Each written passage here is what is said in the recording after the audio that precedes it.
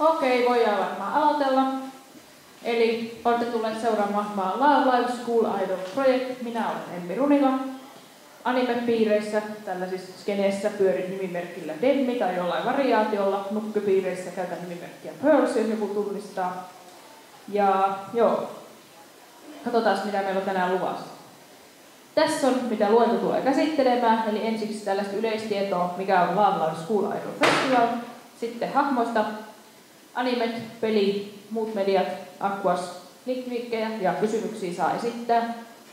Mieluiten ehkä lopussa, koska en välttämättä huomaa, jos nostatte kättä. Jos teillä on kysyttävää, niin oikein reippaasti sitten, että ne varmasti näen. Mutta joo, lähdetään liikkeelle. Me oon tämän ohjelman jo yhden kerran aikaisemmin vetänyt, en kylläkään konissa, mutta katsotaan suusinta versio yhtä hyvä kuin se alkuperäinen. Ja joo, voitaisiin itse asiassa aloittaa siitä ensimmäisestä PV:stä, jos me saadaan laitteet toimimaan. Hei, siellä näkyy jotain. Mahtavaa.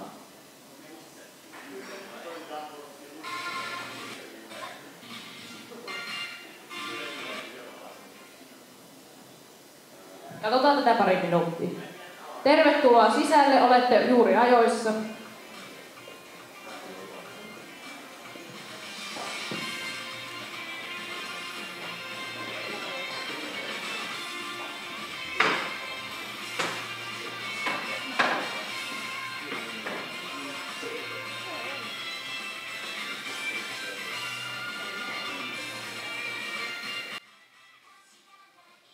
Jos osaatte Vietnamia, voitte laulaa mukana.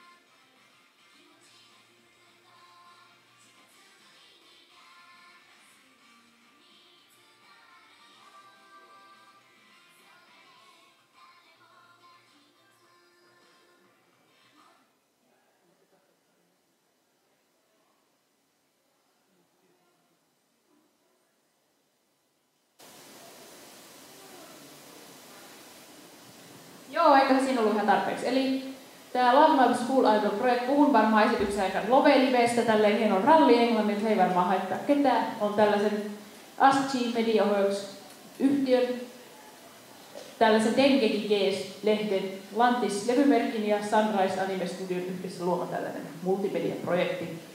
Se julkaistiin elokuussa 2010 tässä Dengeki Gees-lehdessä. Tämä on siis tällainen lehti, missä julkaistaan tällaista kaikkien tyttöjä niin kuin lähtökohtaisesti kiinnostavaa, niin siellä on näitä otome-pelejä ja muuta tällaista. Tämä on niin sen ikäisille ehkä enemmän suunnattu. Projekti sisältää mangan, animen, pelejä, musiikkijulkaisuja, joka tuo edellinenkin oli, ja sitten tapahtumia näiden ääninäyttelijöiden kanssa. Fanitapaamisia, live-konsertteja. Eka single, joka äsken katsottiin, oli tämä Kokurano Live, Kimitono Live. Se julkaistiin 25.8.2010. Miksi tuossa 2018? Unohtakaa toi. Eka live-konsertti oli Yokohamassa 2012 ja viimeiset oli nyt tänä keväänä. Ne oli Tokyo Domella ja se oli ihan loppuun myyty.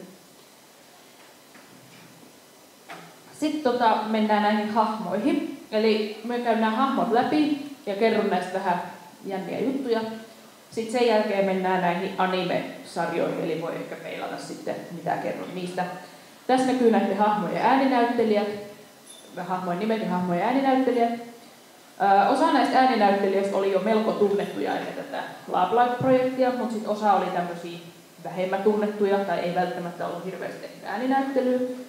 Eli esimerkiksi tämä Rin Hoshizora ääninäyttelijä oli tämmöinen gravure-malli ennen kuin siitä tuli sit ääninäyttelijä ja tämmöistä.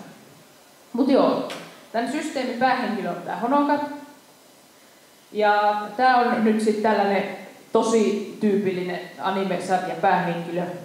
Esimerkiksi niin kuin Sailor Moon, Yui Hirasawa. Eli tässä hahmossa ei ole mitään kauhean omaperäistä. Se on ihan samanlainen kuin joku tämmöinen shoujo-hömpä anime pitää seurata. Eli se on pirteä, energinen, mutta laiska, ei pärjää koulussa, tykkää syömisestä, mutta se on kuitenkin se niinku mood maker, eli tällainen piristää muita ja on tällainen luontainen johtaja. Mutta sitten tämä kuitenkin valitaan siinä animen kakkoskaudella sinne oppilaskunnan puheenjohtajaksi, vaikka tämä on hirveän laiska eikä jaksa tehdä mitään. Me on aina miettinyt, mistähän sekin niinku johtuu. Ehkä sitten siitä, että on se luontainen johtaja. Ja koska tämä Honoka ei jaksa tehdä mitään siellä, niin Umi hoitaa homman. Siinä alussa, kun tämä projekti laukaistiin, tämä Umi oli sellainen Yamato Nadeshiko-tyylinen hahmo, eli tällainen japanilainen neiti, joka harrastaa kyudoa ja kukkien asettelemista ja muuta tällaista. Tunnette varmaan tyypin, jos olette animeita katsonut. Umissa ja sitten jo aikaisemmin mainitsemani Kei-on-sarjan Miossa on tosi paljon samaa. Eli ne on ensinnäkin ihan samannäköisiä ja niiden luonteet on myös tosi samanlaisia.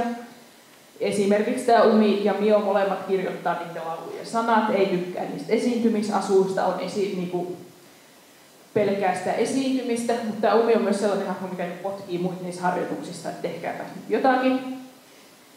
Ja tämä kuuluu tähän kolmikkoon Kotorin ja Honokan kanssa, ja lähinnä tästä keskittyy potkimaan sitä Honokaa ja antamaan periksi kaikille, mitä Kotori sanoo. Kolmas jäsen tässä, nämä on siis kaikki toisen vuoden opiskelijoita. Kotori on tämän koko sarjan pinnallisin ja ohuin hahmo. Siinä ei ole niinku mitään tarttumapintaa tässä hahmossa. Ja sen huomaa jo siitä, että animessa tälle hahmolle joudutaan keksiä ihan omia tällaisia juonikuvioita, että siitä tulisi yhtään kiinnostavampi. Eli tämä on sellainen hahmo, että se haahuilee jossain pilvissä ja on semmoinen vähän tyhjäpää. Ja sillä ei ole mitään omia mielipiteitä edes. Että se keskittyy lähinnä tähän Honoka-hännystelemiseen. Jostain syystä on kuitenkin aika suosittu hahmo, mikä niin minulle ei mene järkeen. Tietysti ihmiset tykkää erityylisistä hahmoista, mutta niin varsinkin mitä on seurannut, niin amerikkalaiset tykkää paljon tästä hahmosta. Et en tiedä mikä siinä sit on niin kiinnostavaa, kun siinä ei niin ole mitään sellaista mitään. Se on vaan tylsä. Koska tämä on tyttöjen sarja, on siellä myös perus tsundere, joka on tässä sarjassa Maki Nishikino. Se on ensimmäisen vuoden opiskelija. Tämä hahmo on tsundere. Sitä luonnetta ei tarvitse kuvailla millään muulla tavalla. Se on vain tsundere. Se on myös tällainen rikas tyttö, eli niiden perhe omistaa kaiken maailman hienoja huviloita, missä nämä sitten voi harjoitella ja muuta. Ja tässä hahmossa olisi niinku potentiaali, että tämän perhe niinku omistaa jonkun sairaalan, niin ne olettaa, että hänestä tulee myös sit lääkäri. Mutta sitten se haluaa myös olla tässä idolihommelissä. Tässä on niinku semmoinen potentiaali, että ei tätä hyödynnetä mitenkään, se kiva unohtuu sinne jonnekin. Et tässä oli ehkä joku taustatarina, mutta ei sitä käytetä mitenkään. Hanaue on myös ensimmäisen vuoden opiskelija, nämä on siis lukiolaisia, joka rakastaa syömistä ja on kauhean ujo. Ja on idolifriikki. Tämäkin on vähän tämmöinen yksiulotteinen hahmo, että vähän vaikea saada otetta, että millainen se oikeasti on. Ja tässä hahmossa ei myöskään tapahdu oikeastaan mitään hahmokehitystä sen sarjan aikana. Sitten tällä hahmolla on niinku silmälasit, mutta ei se käytä niitä koskaan. Tässäkin on näitä kuvia, niin ei sillä ole ne lasit yhdessäkään. En oikein tiedä, mikä se juttu sitten oli siinä alussa, että sillä oli lasit. En tiedä. Omituista. Rin Hoshisora on tämmöinen perusurheilijatyttö. Jos olette nyt esimerkiksi tunnette sen Keion-sarjan, niin siellä oli tää Ritsu, niin tämähän on ihan se sama hahmo, näyttääkin aika pitkälti samalta. Tää on myös aika ohkainen hahmo, että ei ole vaivauduttu kehittää. Niin se on tommoinen urheilijatyttö, joka on vähän tyhmä ja laiska. Se on aika samanlainen hahmo kuin se Honoka. Sitten tähän hahmoon liitetty tämmöinen hauska, että sillä on niinku ongelmia sen kanssa, että hän ei niinku omasta mielestään ole kauhean niinku naisellinen. Nämä ratkaisee sen sillä tavalla, että ne pukee sille hääpukuun ja pistää sen laulamaan tällaisen kappaleen kuin Love in Bell. Minä en ole koskaan, musta tämä ei ole kauhean hyvä ratkaisu. Mitä tämä sarja opettaa ihmisille? Et voi olla naisellinen, ja sulla on hääpuku päällä. Joo. Eli on sitten 3. vuoden opiskelija, joka on oppilaskunnan puheenjohtaja. Tässä on ehkä eniten hahmokehitystä siinä animessa. Tämä on tämmöinen kiree, ei tykkää näistä idoleista, mutta sitten siitä niinku tulee semmoinen pehmeämpi ja se avautuu enemmän. Mutta sen jälkeen sit siinä animessa jää vähän sinne sivuosaan tämä hahmo. Ja tässäkin on yritetty tehdä kiinnostavampi tekemällä tästä osittain ulkomaalainen. Mutta tämä on siitä hyvä hahmo, että kun siinä sarjassa ne muut on semmoiset, että ne vaan sekoilee ja häslää sen välillä, niin tämmöinen straight man on niinku hyvä siinä, että se tasapainottaa sitä, että se ei ole pelkkää semmoista häröilyä sit se touhu. Nozomi on semmoinen hahmo, mikä on animes mun mielestä aika rasittava, joka johtii lähinnä siitä, että se keskittyy lähinnä sen puristelemaan niiden toisten tyttöjen tissejä. Et mun mielestä tämä seksuaalinen häirintä ei ole koskaan ollut kauhean hauskaa, et en tiedä mitä mieltä työ on. Joo. Kakkoskaudella se oli parempi hahmo, koska siinä oli vähän unohdettu se tissien puristelu ja keskittyi niinku tämän hahmon kehittämiseen, mikä oli hyvä juttu. Ja sillä on myös isot tissit. Ja useimmat näistä korteista perustuu siihen, että ne esittelee niitä tissejä, koska ne on niin isot ja tommoset. Niin kyllähän fanit tykkää semmoisesta vissiin. Sitten meillä on vielä Niko, joka on tää NS-lolibaitti tässä ehkä. Jos olette katsonut Lucky Starin, siellä oli tää leipääntynyt ja loppuun palannut idoli, mikä esitti tällaista söpöä, mutta todellisuudessa se oli ihan kauhea tyyppi, se oli kyyninen ja vihas vaan kaikkea ja oli kauhean kiukkunen. Tää on vähän samanlainen. Esittää tällaista söpöä. Idoli, Niko, mikä lie onkaan, mutta sitten todellisuudessa on semmoinen kiukkunen, hyvin lyhyt pinna ja on kauhean itsekeskeinen henkilö. Eli mun tuli koko ajan mieleen se Lucky Star, tää Akira idoli.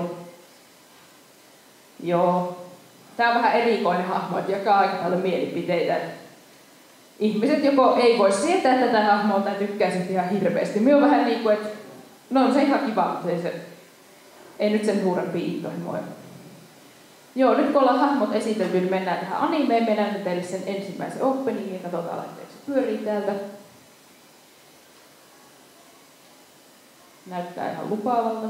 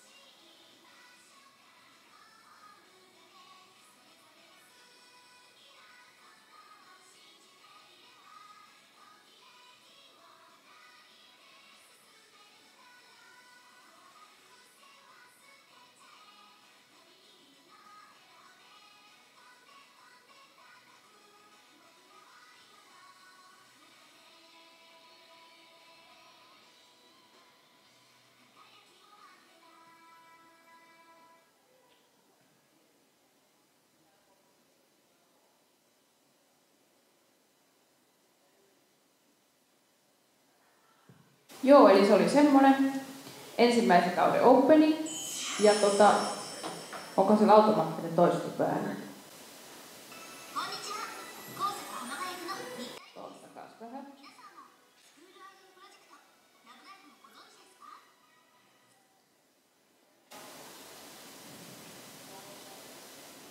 Automaattinen toisto on ihmisen vihollinen, nyt ei kukaan sen ole keksinyt. Joo, eli tämän anime-studio Sunrise, ja esitettiin 2013 tuossa kevätkaudella, 13 jaksoa. Opening oli tää äsken nähty Pohura Ivanon Akade, ja voitte sitten lukea tuossa mitään muita biisejä, siellä on myös tunnet ja kappaleet, niin ehkä ne sanoo jotain. Tässä animessa tällainen juoni, että näette koulu, Otonokisaka on sulkuhan alla. Mutta tällaiset school idolit, eli tällaiset kouluidolit on suosittuja, niin tämä päähenkilö Honoka päättää perustaa oman ryhmän, että tätä koulua ei suljettaisi. Sitten se alkaa kerätä näitä jäseniä, ja niillä on tämmöinen kilpaileva ryhmä, Arise. Sitten yrittää päästä tällaiselle Love Live-festivaalille, mutta se nyt epäonnistuu tässä. Koulun ne saa pelastettua kyllä. Juoni on aika simppeli, ei hirveästi eroa muista idolianimeista. Se on kyllä eri juttu, että koulu ei ole mikään tällainen idolikoulu. Et jos olette katsonut tällaisia niin kuin vaikka Aikatsu tai Starfield tai Utapuri, niin niissä ne kouluttaa jotain ihme idoliakatemioita. Tässä on ihan normaali koulu. Mutta sitten taas, mitä ne kouluidolit on, niin sitä ei selitetä missään vaiheessa. Ne vaan on jotain tämmöisiä. Et minua olisi kyllä kiinnostanut tietää, että mitä ne oli ne kouluidolit, mistä ne oli tullut. Kuka tällaisen idean on niin keksinyt, mutta ei sitä niin selitetä mitenkään. Ne vaan on siellä. Sitten minun mielestä tällaisissa niinku idolisarjoissa, niinku esimerkiksi Aikatsussa, on kiinnostavaa nähdä se, että miten ne niinku harjoittelee ja millaisia pukuja ne tekee tai hommaa ja muuta tällaista. Mutta tässä sarjassa ei edes mitään sellaista niinku esitetty, mikä kyllä on aika tyypillistä, jos tämmöisiä olette seuraillut. Ja tässä on myös erittäin selvää, että ketkä niistä tytöistä liittyy siihen ryhmään, niin kuin taikatyttöanimeissa, että siinä ei ole mitään kauhean niin kuin jännitettävää. Että oikeastaan vaan miten se ryhmä muodostuu, niin se on kiinnostavaa. Tässä sarjassa on tosiaan 2 fokusta, eli tämä koulun pelastaminen ja sitten se Love Live-festivaali. Mutta mun mielestä tämä juoni oli vähän tällainen niin sekava, että se ei niin oikein osannut päättää, että kumpi näistä fokuksista olisi tärkeimpiä kohdistua siihen, vaan se käsitteli vähän näitä molempia. Että se vähän oli harhaileva sitten kuitenkin. Että tämä on ehkä enemmän tällainen valitse suosikkisisarja. Valitset sitten sen lempparitytön ja katsot mitä se puuhaa. Et ei niin väliä, että mitä se tapahtuu. Animaatio on ihan ok, mutta sitten siellä on tätä sysirumaa 3D-animaatio. Eli sellaiset, että ne on sellaisia niin animaatiomalleja, sellaisia 3D. Se on sikarumaa ensinnäkin, ja se erottuu selkeästi siellä huonolla tavalla.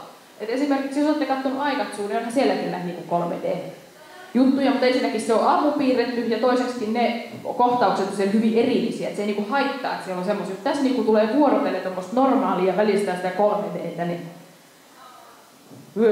en tykkää. Jos se olisi paremman näköistä, niin menisi se ehkä sitten. Tai jos se olisi pelkästään sitä, mutta siellä on niitä molempia. Sitä onneksi vaan näissä tanssikohtauksissa.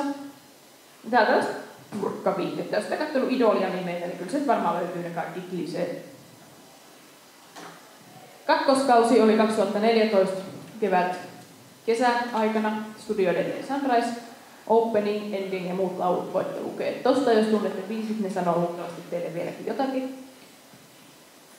Tässä juonessa keskitytään nyt enemmän siihen Love Live-festivaaliin, mihin ei sillä ensimmäisellä kaudella päässyt, niin nyt ne sinne haluaa. Mutta ongelma on sitten se, että koska siinä on vaan nyt se yksi fokus, niin sillä sarjalla on pitänyt keksiä tällaista täytettä. Ja se on niinku sellaisia fillerijaksoja, että ne hahmot sekoilee siinä. Et ne ensimmäiset 7 jaksoa oikeastaan sitä, että ne vaan perseilee siellä. Me menisin lopettaa tämän katsomisen, koska se oli jotain ihan piinaa katsoa sellaisia jaksoja, missä ei niinku tapahdu mitään. Ne on vaan semmosia hörhöilyjuttuja. Mutta sitten se niinku menisi noin 8 jakson kohdalla paremmaksi, sen sitten jakso katsoakin loppuun. Ja se loppu oli ihan hyvä, että se oli sen ykköskauden taso. Ei mitään ihmeelle, että se oli ihan kiva.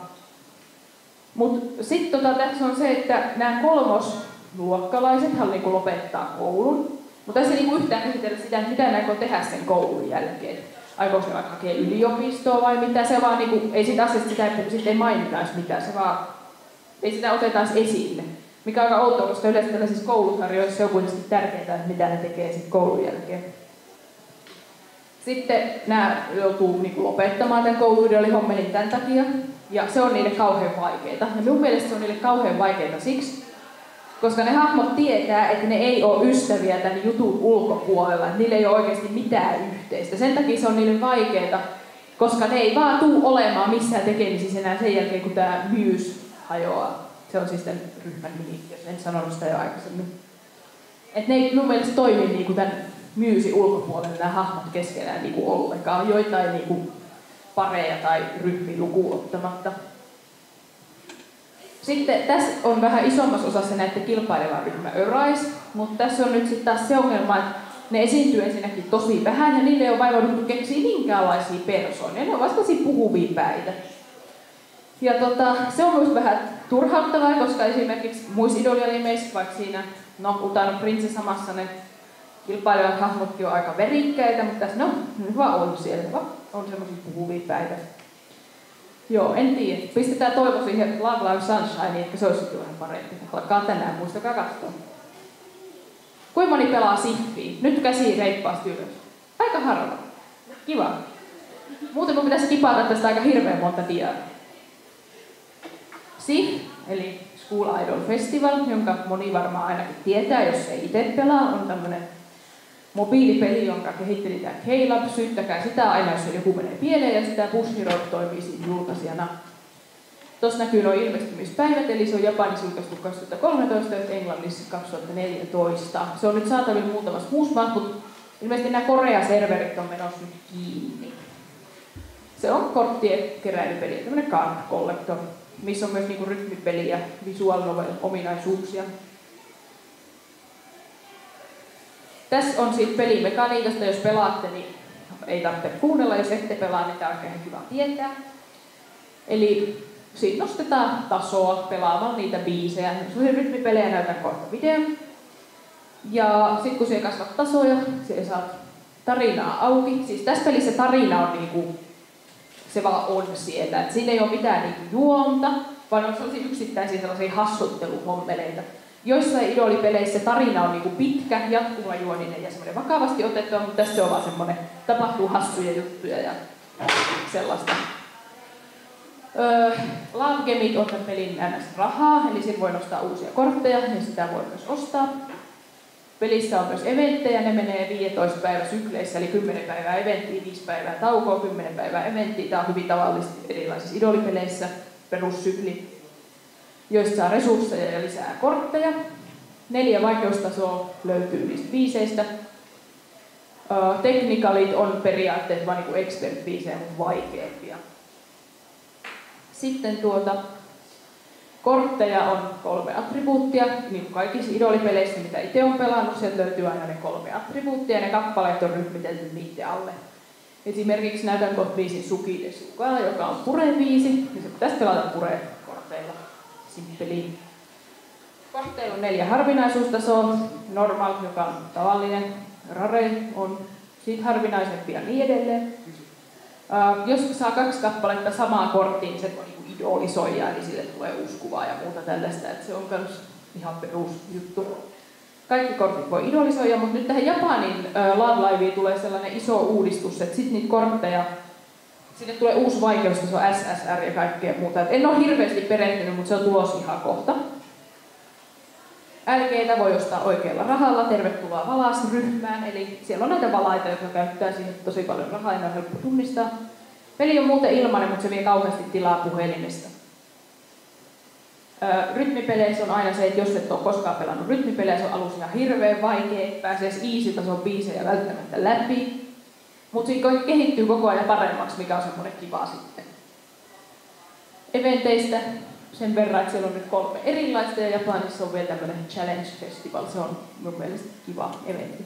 Nyt on tällä hetkellä menossa Enkuversiossa Token-eventti alkoi eilen. Jos ette pelaa, niin aloittakaa nyt, koska nämä on hyviä level-upia kannalta. Tässä on sen pelin aloitusruudut. Nämä on, kaikki screenshotit on Mew-pelistä. Eli siellä näkyy Mew-leveli, kuinka paljon tarvitsee seuraavalle tasolle. Tällä rahalla voi esimerkiksi idolisoida kortteja, siellä näkyy Love Gameit.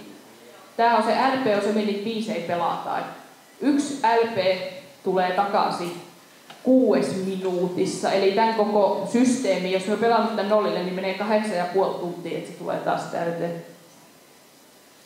Täällä on sitten näitä, tossa pelataan niitä biisejä, tossa näkyy sun kortit, tossa luet niitä tarinoita, täältä nostetaan uusia kortteja, tuolta voi ostaa niitä langemeja ja täällä on sitten asetukset. Tämmönen eventti oli näköjään ollut silloin, kun olen viimeksi tämän kuvan ottanut.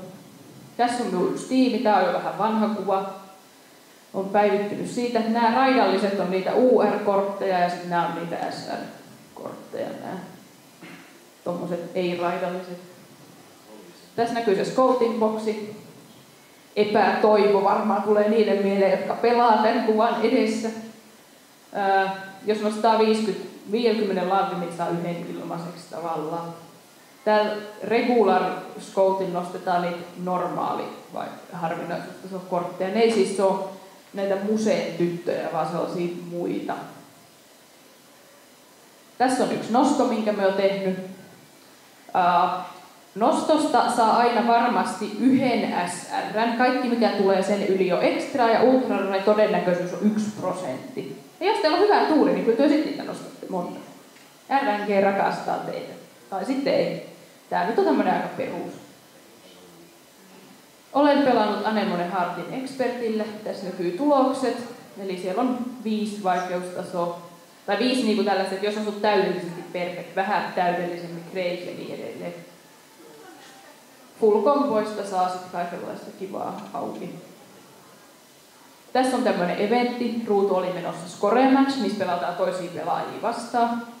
Tässä vaan näkyy näitä eventtipisteitä, että mistä ne tulee ja muuta. Ei mitään kauhean ihmeellistä tässä kuvassa. Ärsyttävän lähellä oli tää, piti ottaa sitä.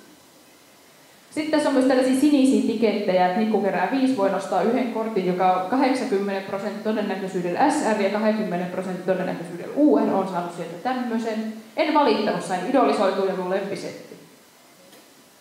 Tässä on sitten näitä kortteja, eli tuolla näkyy nyt, tässä on vain esimerkki, niitä on siis paljon enemmän. Tässä on normaali kortti, eli ne ei ole näitä museetyttöjä, ne ovat tällaisia random oppilaita. Niilläkin on kaikki omat tarinat ja ne on ihan viihdyttäviä. Tuossa on Rare-kortti, SR ja UR. Näitä kortteja julkaistaan seteissä. Nyt niitä tulee se yksi koko setti aina kerralla, mutta ennen niitä julkaistiin puolet ja puolet. Eli esimerkiksi tämä on sellaisesta setistä, missä teemat oli merenneidöt. Ultra Rareissa on myös sekin vaan puolet, jos saat ne molemmat, niin tulee tällainen hieno kuva. Eli Ultra Rare on yhdessä setissä aina 2 ja ne muodostaa tämmöisen kuvan, mitä voisit ihailla siellä, jos sulla on niin hyvä tuuri, että saat ne molemmat. Tosi moni ei ollut pelannut, niin katsotaan vähän millainen se rytmipeli on. Mulla on siitäkin täältä matskua. Tää on Suki Desuka Expertillä. Tää on yksi mun omista lempibeatmapeista tässä pelissä. Ei kuulu ääni.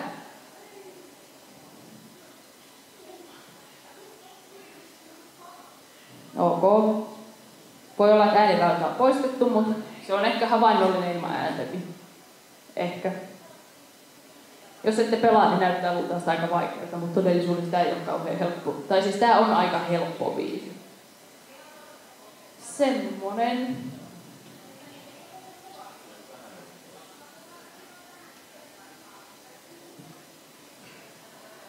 Sitten muut mediat, eli mitä muuta Lovelia juttua olemassa. Niin tämmönen elokuva Love Live School Idol Movie tuli 2015 heinäkuussa. Sitten on tällaisia rytmipelejä PS Vitalle. Niitä on 3 erilaista. Loveliassa on nämä 3 alaryhmää, jos seuraatte tiedätte, Pronto, Silivite ja Bibi, ja niitä oli niinku yksi jokaiselle niille alaryhmälle. Sitten on tämmönen manga, ne julkaistiin tässä Dengeki Gs-lehdessä, mutta ne siirtyi myöhemmin tähän Dengeki Gs Comics-lehteen. Sakurako Kimiko on aina ollut tämä kirjoittaja sekä noissa mangoissa että noissa kevytromaaneissa ja ranoveissa. Näitä ei minun tietääkseni ole käännetty englanniksi, en tiedä onko tulossakaan. En ole tutustunut sisältöihin, en tiedä tarkemmin millaisia nämä on. Noista ranoveista sen verran, että jos olette pelannut Love Live jo pidempään, niin näitä ranoveiden tarinoita hyödynnettiin niissä eventeissä. Eli siellä oli semmosia eventtitarinoita, mitä sai auki. Joo, mutta näitä ei, manga vissiin pyörii vielä, mutta nämä ranovet, niin niitä ei enää julkaista. Aquas. Love Liveissa on nyt semmoinen vaihe, että tämä Muse, eli tämä edellinen, mitä me oltaisiin esitellyt, se ryhmä on nyt niinku lopettanut. Ja tilalle on tullut tämä uusi ryhmä, eli Aquas. Anime alkaa tosiaan tänään, eilen, tai siis 2.7. alkoi Japanissa, joka on meidän tänään. Ja tää siis keskittyy tää Love Live Sunshine kokonaan uuteen idoliryhmään nimen Aquas. Katsotaan Aquasilta tämmönen PV, jos siitä kuuluu ääni.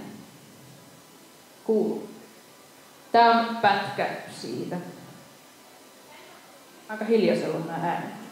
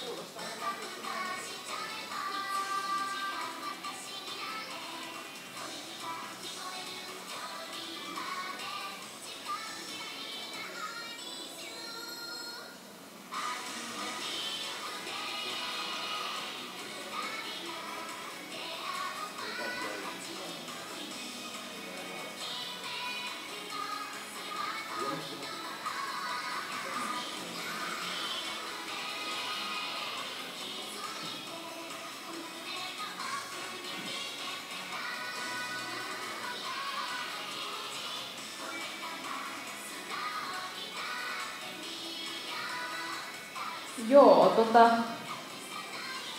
tää oli Aquasin toinen PP, Koini, Nari tai Aquarium.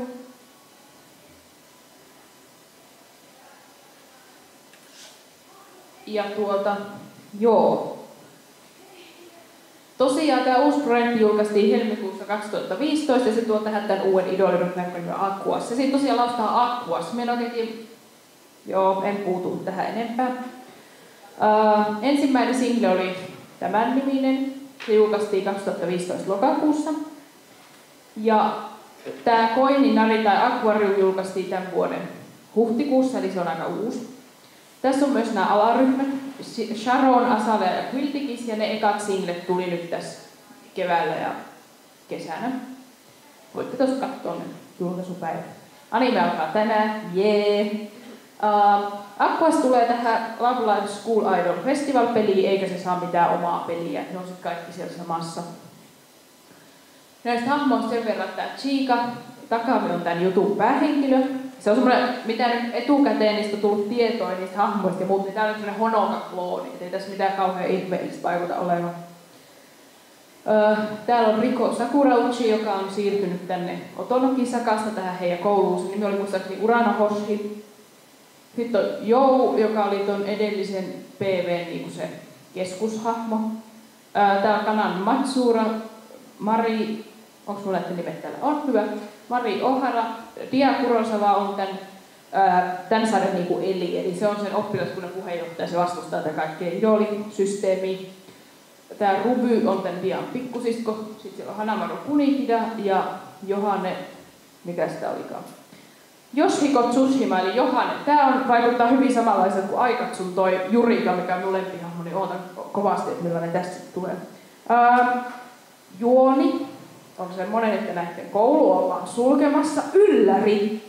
Joten nämä perustaa uuden idoliryhmän, että se koulu pelastuu. Siis ei vitsi, me en ole koskaan kuullut tämmöisestä aikaisemmin. Joo. Tässä on myös sellainen ulottuvuus, että nämä on niinku sitten Musen faneja. Ja tämä Chiika nyt perustaa sen kerhon. Tämmöistä on siitä ekasta anime PV:stä ehkä saanut selville. Joo. En tiedä, onko se hyvä. Katsotaan sekajakso ja tuomitaan sitten.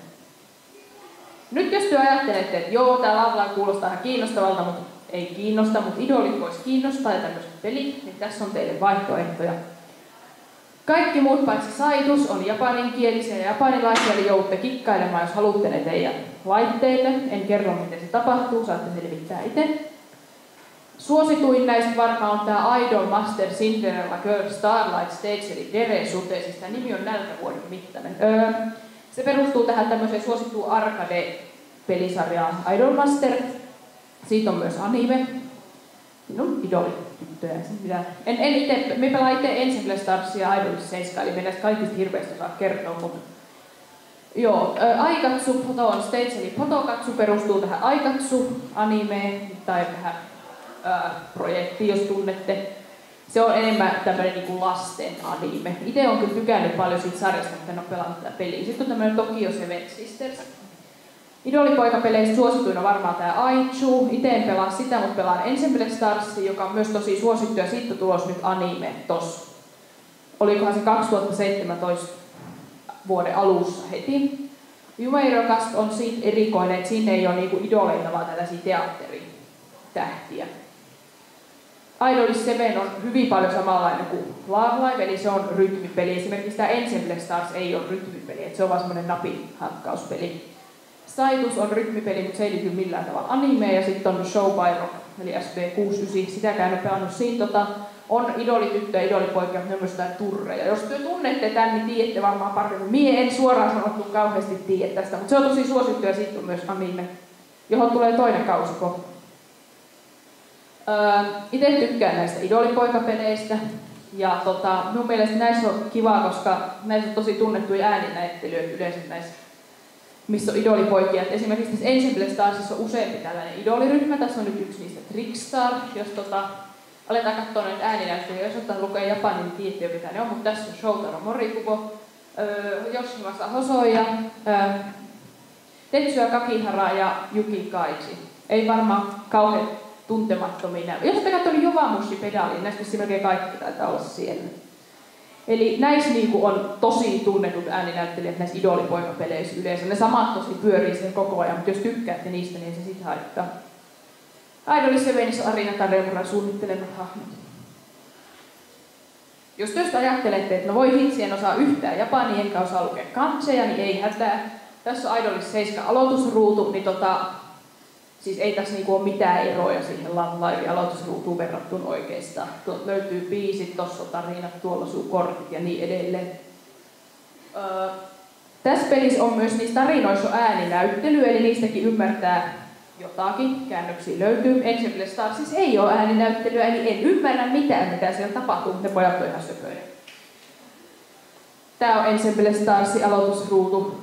Tässä on 3D-mallinnus näissä hahmoissa, eli ne on kivan näköisiä, mutta tämä vie aivan jumalattomasti tilaa aika pitkälti sen takia, että tämä on aika laadukkaan näköinen. Nämä on jo niinku jaksettu panostaa näihin liikkeisiin ja se on niinku semmoinen niinku oikeimman näköinen. Mutta sitten jos ajattelette, että joo, tämä kuulostaa tosi kivalta, niin tämä ei ole rytmipeli, siinä ei ole ääninäyttelyä ja ne eventit on sellaista. En saa puhua niistä. Ne, jotka näiden fanit on aika intohimoista porukkaa näiden poika-idolin juttujen. Jos nyt ajattelette, että jes, Lovelive kautta idolipeli kuulosti hyvältä, alan pelaamaan, mutta en tiedä mistä aloittaa apua. Suosittelen käymään näissä. Erityisesti Eryn Series nimisen YouTube-käyttäjällä on hyviä videoita, missä niinku selitetään näistä peleistä just, että miten ne toimii ja muuta tällaista, eli käykää katsomassa niitä. Jos taas jo pelaatte, mutta haluatte vähän syventää, menkää School Idol Tomodachi, niin sinne voitte perustaa oman korttikansion ja jutella muiden ihmisten kanssa ja muuta. Se on tosi kiva, tykkään itse käyttää sitä. Reddit on ihmisten kaveri. Sieltä löytyy kaikkea. Itse en käytä Reddittiä, musta se on jotenkin sekavaa, mutta jos käytätte, niin suosittelen tätä. Sitten jos ajattelette, että joo, ne toiset idolipelit kuulosti ihan kivalta, mutta mistä mieleen saa aina ja apua ja yhyy, niin haette vaan niiden pelejä nimet. Kaikesta löytyy wikiä ja siellä on niitä käännöksiä ja kaikki auttaa. Idol 7 on hyvä Tumblr-sivu, mikä on aktiivinen ja siellä on myös chatti, eli sieltä voi käydä kyselmässä. Tämä meni aika paljon nopeammin kuin mitä minä ajattelin. Minua voi seurata Twitterissä. Seuratkaa, olen aika aktiivinen. Onko kellään mitään kysymyksiä? Me voisin nyt vastailla. Eikö? Lempityttöni on Umi. Se varmaan kiinnosti kaikkia. Kiinnostaako teitä nämä muut idolipelit? Me on varannut tuohon videoihin, jos jää ylimääräistä aikaa, että miten ne näyttää. Ei kiinnosta, mutta me näytän silti. Kuten minä sanoin, niin se Idolis 7 on enemmän samanlainen kuin Love Live, niin on varannut tänne tällaisen videon. Voitte katsoa, miten se näyttää. Jos ei kiinnosta, voitte poistua esimerkiksi, mutta menkö nyt, kun mietin tähän laitoinkin.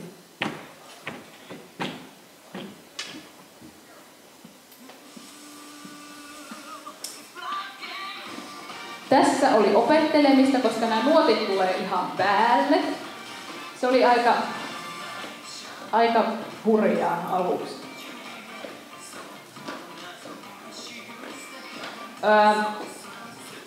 Tästä on nyt, tää on nyt pyörinyt noin vuoden, tää Idolis 7.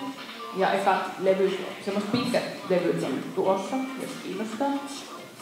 Ensemble Stars on, koska se ei ole rytmipeli, siinä ei ole musiikkia, mutta siinä on kuitenkin levyjäkin olemassa. Eli siinäkin on biisejä, vaikka nyt ei ole siinä pelissä. Minä olen ymmärtänyt, siis en ole pelannut, mutta se Idolmaster Cinderella Girls ilmeisesti näyttää aika paljon samalta kuin tää. Eli nämä on periaatteessa kaikki vaan klooneja siitä Idolmasterista. Taustavideot, siis opettele pelaamaan, kun se pyörii joku psykedeellinen kuva taustalla, etkä näe, mistä nuotit tulee, koska taustavideo, Lovely se ei ole taustavideo. En tiedä, onko se hyvä vai huono juttu, koska ne kuitenkin ihan kivoida kuin pelissä.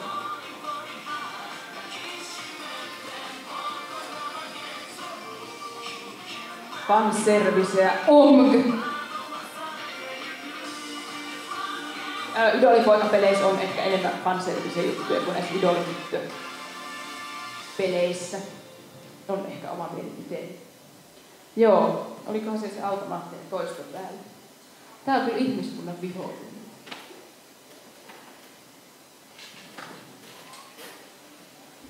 Joo, oliko vielä jotain kysymyksiä? Sieltä Johannes. Joo, onko tietoa siitä, miten nuo pelaajat niin sukupuolijakauma menee? Varmaan noissa poikapeleissä se on kyllä selkeä. Joo. Sen verran mitä tiedän, niin Lovelivessä menee, musta tuntuu siltä, että ainakin mitä Suomessa, niin ne on sellaisia nuoria tyttöjä suurin osa pelaajista. Koska tää Dengeki Geeshan on nuorten tyttöjen lehti, niin ainakin Japanissa on. Mutta sit siellä on niitä fanipoikia. Että niistä suurimmista palaajista taitaa melkein kaikki olla sit aikuisia miehiä. No niillä on rahaakin käyttää tähän, ei millään yläasteteinillä oo. Joo, muita kysymyksiä sieltä takanta? Ei ole vielä tietoa, kaikki toivoo, että siitä tulisi anime, koska siinä on hyvä tarina, mutta en tiedä, toivotaan parasta. Idolis 7 on tosi story-heavy, eli siinä on tämmöinen tarina, joka on jatkuvajuoninen pitkä ja oikeasti aika vakavasti otettava. Eli siinä hahmot on paljon vanhempia, kun nämähän on lukiolaisteinejä. Siinä on yli 20-vuotiaita ja niiden ne ongelmatkin on vähän niin vakavasti otettavampia, ehkä. Ensemble Starsissa ne on sellaisia lukiohäröilijöitä. Muita kysymyksiä? Ei. Jos ei ole, lopetan tähän. Kiitos mielenkiinnosta. Minulle saa tulla juttelemaan ja kyselemään lisää, jos kiinnostaa. Menkää googlailemaan juttuja, jos olette kiinnostunut näistä muistituista. Ja joo, hauskaa konia kaikille.